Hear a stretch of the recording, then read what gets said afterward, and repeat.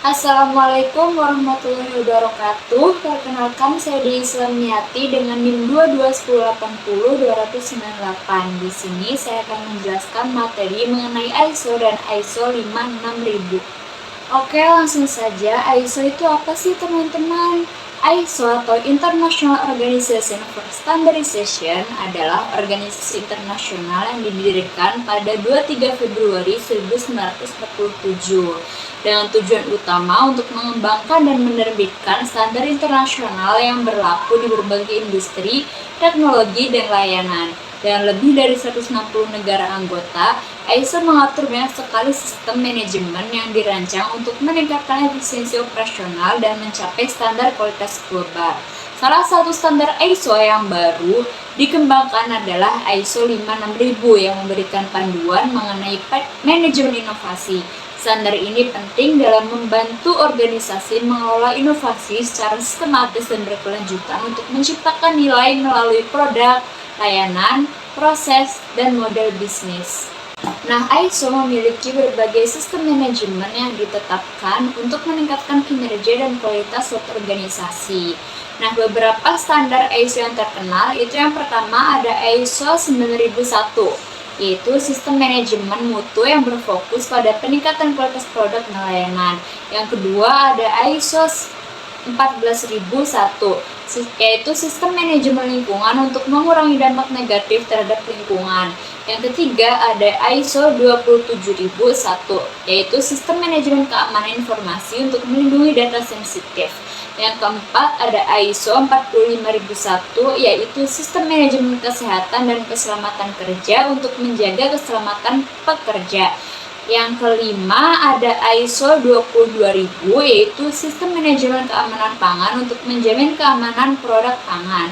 Yang keenam ada ISO 5001, yaitu sistem manajemen energi untuk mengoptimalkan penggunaan energi. Dan yang terakhir ada ISO 37001, yaitu sistem manajemen anti penyuapan yang bertujuan untuk mencegah praktik korupsi di perusahaan. Nah, ISO 56000 adalah standar yang dikembangkan untuk membantu organisasi dalam mengelola inovasi secara sistematis dan berkelanjutan. Inovasi sendiri diartikan sebagai entitas baru atau yang telah diubah seperti produk, layanan, proses, model bisnis, atau metode yang menciptakan atau mendistribusikan nilai. Dalam hal ini, inovasi bukan hanya berfokus pada proses kreatifnya saja, tetapi lebih kepada hasil yang dicapai dari proses tersebut. Tujuan dari ISO 56000 sendiri adalah untuk membantu organisasi menciptakan nilai melalui inovasi yang mencakup berbagai aspek, mulai dari pengembangan produk dan layanan baru hingga pembaruan dalam cara kerja dan model bisnis yang lebih efisien. Dalam ISO 56000 terdapat beberapa prinsip yang perlu diperhatikan untuk berhasil dalam manajemen inovasi. Prinsip-prinsip ini diantaranya yang pertama, ada penciptaan nilai, yaitu organisasi itu harus berfokus pada penciptaan nilai melalui inovasi yang dapat berupa produk baru, layanan, atau peningkatan dalam proses yang ada. Yang kedua, ada kepemimpinan yang berfokus pada masa depan.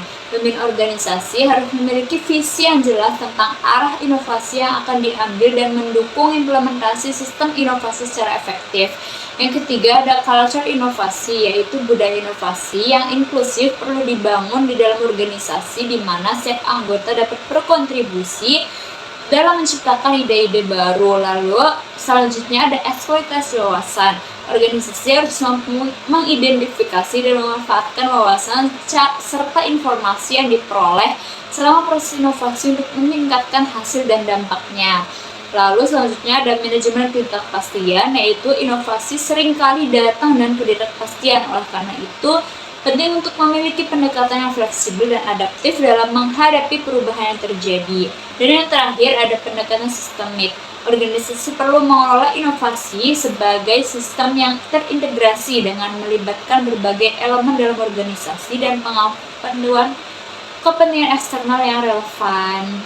Jadi teman-teman, dengan ditetapkannya standar ISO 56000, organisasi dapat mengelola inovasi secara lebih terstruktur dan berkelanjutan, meningkatkan peluang untuk menciptakan nilai lebih bagi pelanggan dan pemangku kepentingan lainnya, Penerapan sistem manajemen inovasi yang baik membantu organisasi untuk lebih adaptif dalam menghadapi perubahan pasar dan memperkuat posisi mereka dalam industri global.